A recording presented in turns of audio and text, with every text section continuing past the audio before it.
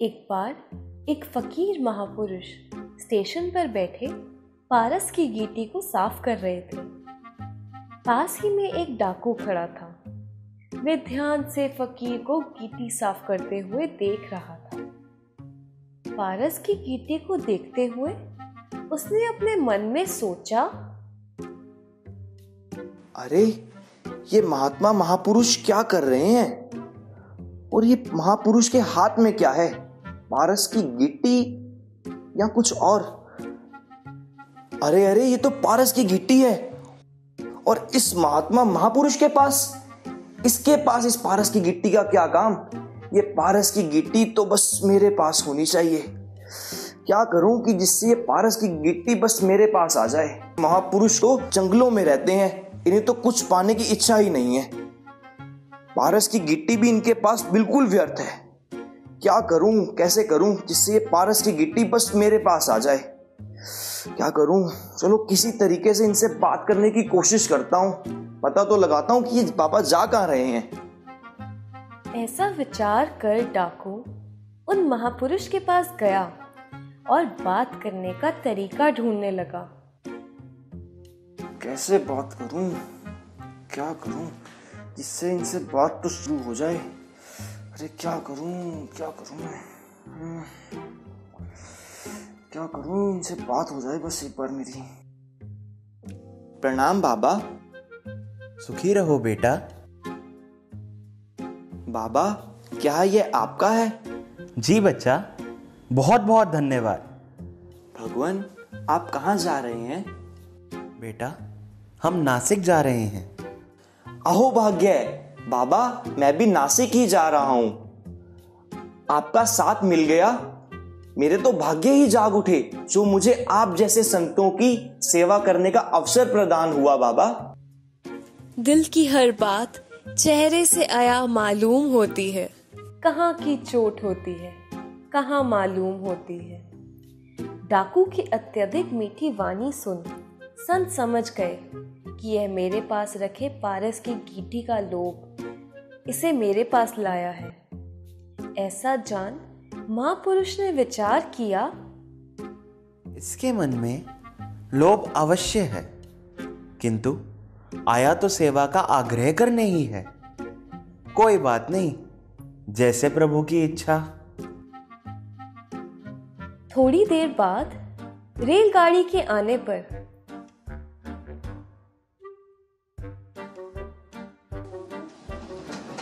बाबा गाड़ी आ गई है। लाइए मैं आपका सामान ट्रेन में चढ़ा देता हूँ। मुझे अपनी सेवा करने का अवसर प्रदान कीजिए। अरे नहीं नहीं भक्तराज, यह सामान बहुत हल्का है, हम रख लेंगे। नहीं नहीं बाबा, मुझे आप अपनी सेवा करने का अवसर प्रदान कीजिए। अच्छी बात है, लीजिए। बाबा यह झोला भी मुझे दे दीजिए, मैं इसे भी ट्रेन में चढ़ा देता हूँ। नहीं नहीं पुत्र, यह हम संभाल लेंगे, आप बस ये ले जाइए। जैसी आज्ञा बाबा। रेलगाड़ी में चढ़ने पर जिस डब्बे में वह महापुरुष सवार हुए, वह डाकू भी उसी में सवार हो गया और महापुरुष के सामने वाली सीट पर जा बैठा। कुछ ही देर में रेलगाड़ी चलने लगी। अगले स्टेशन पर रेलगाड़ी के रुकने पर, बाबा मैं अभी जाकर आपके लिए भोजन लेकर आता हूँ। ठीक है भक्त, जाओ।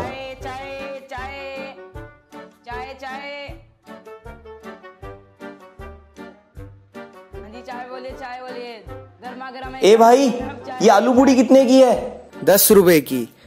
अच्छा चल चल 2 प्लेट दे दे। लो भाई ले लो। अरे अरे कोई बात नहीं, अगर वो पारस की गिट्टी मिल गई ना तो बस सब मिल जाएगा। चलो कोई बात नहीं। लीजिए भगवान, भोग लगाइए।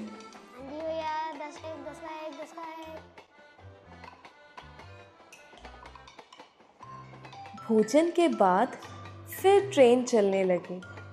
ट्रेन के चलते ही महापुरुष ने पारस की गीटी अपने झोले से निकालकर साफ की और वापस झोले में ही डाल दी। वह डाकू जब जब उस पारस की गीटी को देखता, उसका लोभ और अधिक बढ़ जाता। वह महापुरुष तो सबके मन की बात जानते ही थे। उन्होंने डाकू के मन की बात भी जान ली। बस अब इस रात का इंतजार है, कब ये महापुरुष सोएंगे और मैं तुरंत पारस की गिट्टी लेकर भाग जाऊंगा। बाबा, आप कुछ देर विश्राम कर लीजिए। नहीं नहीं भक्तराज, हमारा भगवत वंदना का समय हो गया है। वाह, आप प्रतिदिन प्रभु सिमरन करके विश्राम करते हैं। बाबा, आज हमें भी कुछ सुना दीजिए ना। अवश्य।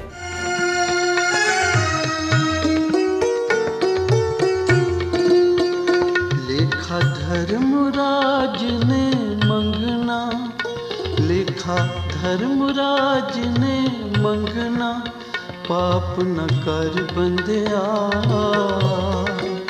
पाप न कर बंदिया, पाप न कर बंदिया, पाप न कर बंदिया, पाप न कर बंदिया, पाप न कर बंदिया। तेरे नाल किसे नहीं चलना, नाल किसे नहीं चलना, पाप न कर बंदिया, पाप न कर बंदिया, पाप न कर बंदिया, पाप न कर बंदिया, पाप न कर बंदिया, पाप न कर बंदिया। तन मिट्टी दे विच रलना, तन मिट्टी दे विच रलना, पाप न कर बंदिया, पाप न कर बंदिया, पाप न कर बंदिया, पाप न कर बंदिया,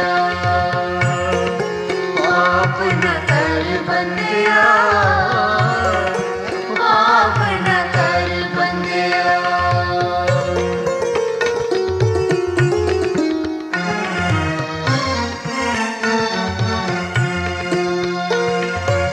सुन बंदिया जदों धर्म अदालत, लेखा तेरा कर सिया,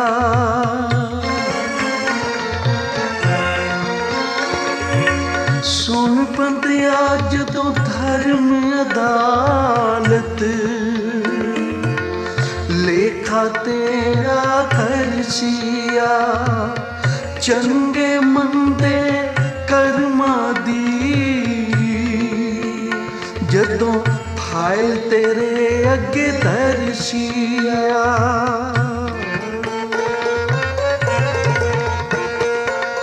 चंगे मंदे कर्मा दी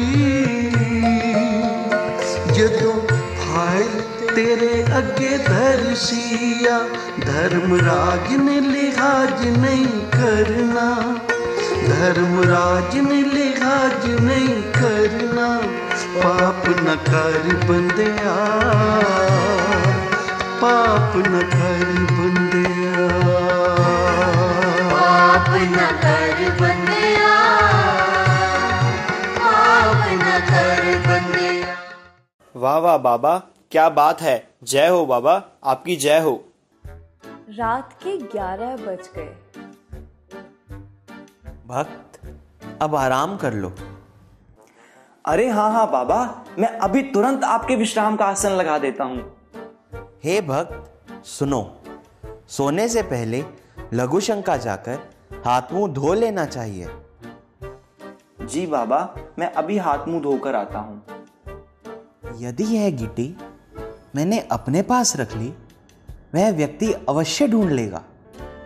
कहाँ छुपाऊं? हाँ, इसी के बिस्तर में छिपा देता हूं। भक्त रूपी डाकू के जाने के बाद महापुरुष ने पारस की गीटी निकाली, उसे भक्त के तकिए के नीचे लपेटकर रख दी और अपनी सीट पर आकर बैठ गए। डाकू के लौट के आने पर निश्चिंत होकर महापुरुष हाथ मुंह धोने गए और उनके जाते ही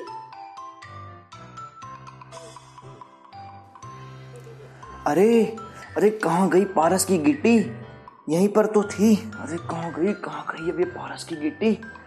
अरे अरे कहीं बाबा तो नहीं आ रहे? नहीं, पर मेरे पास समय बहुत कम है, मुझे बहुत जल्दी ढूंढनी होगी। पारस की गिट्टी कहाँ गई अब ये पारस की गिट्टी? कहाँ ढूंढूं मैं? अभी तो यहीं पर थी ये। अरे यहाँ तो है ही नहीं। लगता है बाबा पारस की गिट्टी को अपने साथ ले गए हैं। अब तो रात होने का इंतजार करना होगा, तनी कब बाबा सोएंगे और कब मैं उस पारस की गिट्टी को ढूंढूंगा। ऐसा सोच वह डाकू अपने बिस्तर पर आकर बैठ गया। कुछ ही देर में महापुरुष आकर सो गए, किंतु डाकू को कहां से नींद आनी थी। महापुरुष को गहरी नींद में सोता देख डाकू ने महापुरुष को बेहोशी की दवा सुंघाई और उनकी पूरी तलाशी ली।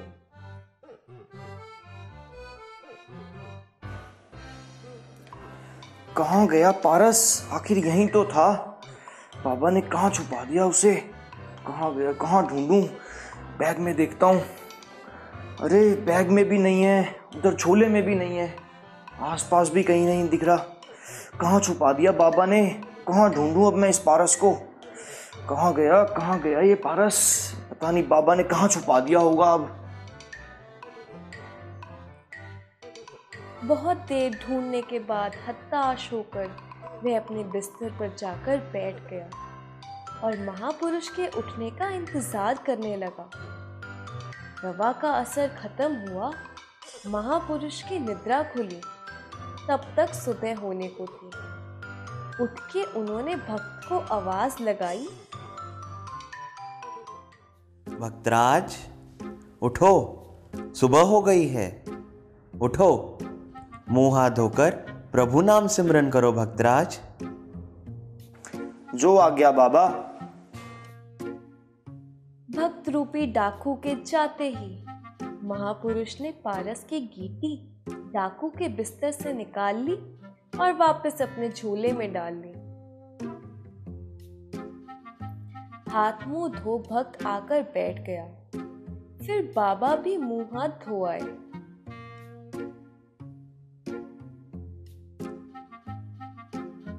आने के बाद उन्होंने झोले में से पारस निकाल साफ किया और फिर उसी में डाल दिया। पारस को देखते ही डाकू रूपी भक्त हैरान हो गया और सोचने लगा, अरे ये क्या? रात भर मैंने इस पारस की गिट्टी को ढूंढा, दाएं देखा, बाएं देखा, बैग में देखा, हर जगह ढूंढा, और ये पारस की गिट्टी थी कहां? आखिर इस बाबा ने पारस की गिट्टी को कहां छुपा दिया था? मुझसे चूक हुई तो हुई कहां इस गिट्टी को ढूंढने में?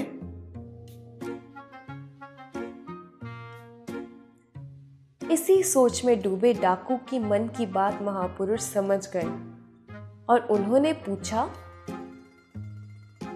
भक्त क्या बात है? किस सोच में डूबे हुए हो?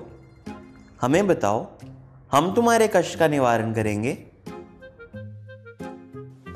अब तो मुझे पारस बिल्कुल भी नहीं चाहिए, परंतु मैं यह जानना चाहता हूं कि रात भर ये पारस की गिट्टी थी कहां? मैं पापा से जाकर क्षमा मांग लेता हूं। अब तो वही मुझे बता सकते हैं कि ये पारस की गिट्टी रात भर थी कहां पर। ऐसा सोच वह महापुरुष के चरणों में गिर गया और कहने लगा, हे प्रभु, मुझे क्षमा कर दीजिए प्रभु, क्षमा कर दीजिए।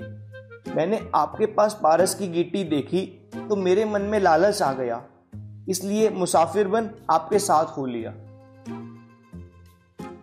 हे प्रभु, आपको रात को बेहोशी की दवा सुंघाकर आपकी पूरी तलाशी ली, परंतु फिर भी मुझे ये पारस की गिट्टी कहीं नहीं मिली। प्रभु, अब मेरी इस गिट्टी को पाने की इच्छा से ज्यादा ये जानने की जिज्ञासा है कि आखिर रात भर ये गिट्टी थी तो थी कहाँ। आखिर मुझसे कहाँ चूक हो गई प्रभु इस गिट्टी को ढूंढने में। भक्त, तुमने मेरी तलाशी तो ली, किंतु क्या तुमने अपने बिस्तर की तलाशी ली? प्रभु मेरे बिस्तर की? हाँ, तुमने मेरे झोले की और मेरे बिस्तर की तलाशी तो ली। यदि अपने बिस्तर की भी तलाशी ली होती तो तुम्हें यह गीटी अवश्य मिल जाती। यह गीटी चादर में लपेटे आप ही के सराहने के नीचे रखी थी। हम जानते थे आप हमारे सामान की तलाशी अवश्य लेंगे। अपना सामान ढूंढने का ख्याल भी नहीं आएगा आपको, इसलिए हमने इसे वहां छुपाया था। वस्तु कहीं ढूंढे कहीं, किस विधि आवे हाथ। इसी प्रकार भगवान भी हमारे अंदर हैं और हम उसे संपूर्ण विश्व में ढूंढते रहते हैं। धन्यवाद प्रभु, आपका बहुत बहुत धन्यवाद। आज मुझे ये समझ आ गया कि हमें समय समय पर आत्ममंथन कर लेना चाहिए। हे भगवान, आज से मैं डाकू नहीं, आपका सेवक हूँ। भगवान, आपका सेवक हूँ। प्रीतम करना दे दीदार अंदर घाटी, प्रीतम करना दे दीदार अंदर घाटी, प्रीतम करना दे दीदार अंदर घाटी, प्रीतम करना दे दीदार अंदर घाटी।